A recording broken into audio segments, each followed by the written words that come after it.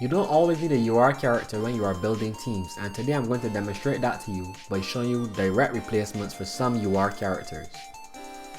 The easiest way to demonstrate this is to start off with my favorite group of characters, the Spear users. In this group, we have Faye, who is an R character, Miku, who is an SR character, and Yui, who is an SSR character. Functionally, these are all the same character. All three of them have a single target first move, a perma buff on their second move, and a passive that increases their damage.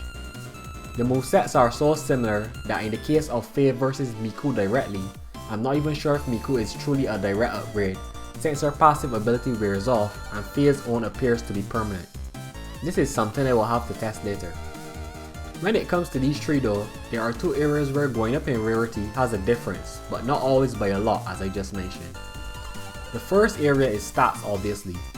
This website states don't trust these numbers, and you shouldn't, cause I can confirm some of the calculations are wrong. Your stats should go up with evolution, not down.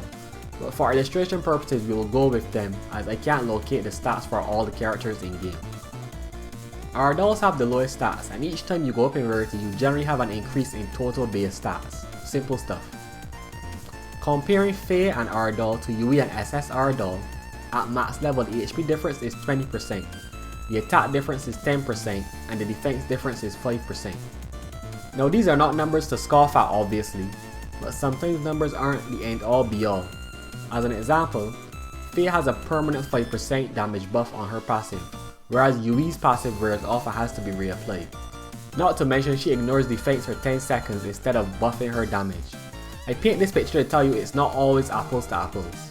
There are two areas though where lower rarity dolls make up for being lower quality units. This is mana cost and evolution chance. It is way easier to max evolve a R doll when compared to anything higher. If you've done a few pulls by now, you probably have most of your R dolls maxed evolve already. They also require way less mana to get to level 90. Same amount of items but way less mana. Ascension alone, not accounting for level up cost to get there, costs 2 million mana for an R doll versus 4 million for a UR doll. To summarize this video though, the point is that for some dolls there are cheaper alternatives, and outside of a few stats and a few effects, you can build the same team conceptually without a UR counterpart. Unless of course you need one of those added effects in your theory crafting. For example, Yui removes debuffs while Miku or Faye can't. As for the dolls who are hot swappable, here are the ones I found. Faye is a step down from Miku, who is a step down from Yui. I have to mention Ella here because conceptually she is the same as the Spear base. But she is so far above them in power that she should be like 10 classes ahead of Yui, who is only 1 rarity lower. Ella is a monster and I truly believe she is quite busted for a unit. If you want the best of the best, there is no stepping down from Ella. Even compared to Yui, she is way better. Ella has no equal or even second at this moment.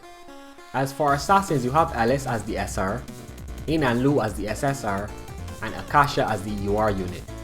Compared to the Spear base, these three are eerily similar, with DPS being the only real defining difference between them.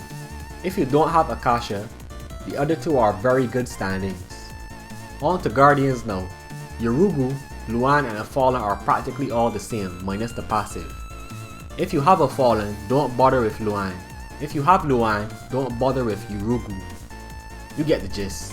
These, just like the assassins, are way too similar. For mages, Pakane and Ushpia are mightily similar as well, with Ushpia being the better one obviously. SSR versus SR here.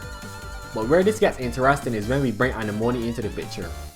As a UR with the same kit design as Pakane and Ushpia, she just doesn't seem as useful, since she gives up having any kind of stun to do more damage for the first 30 seconds of battle.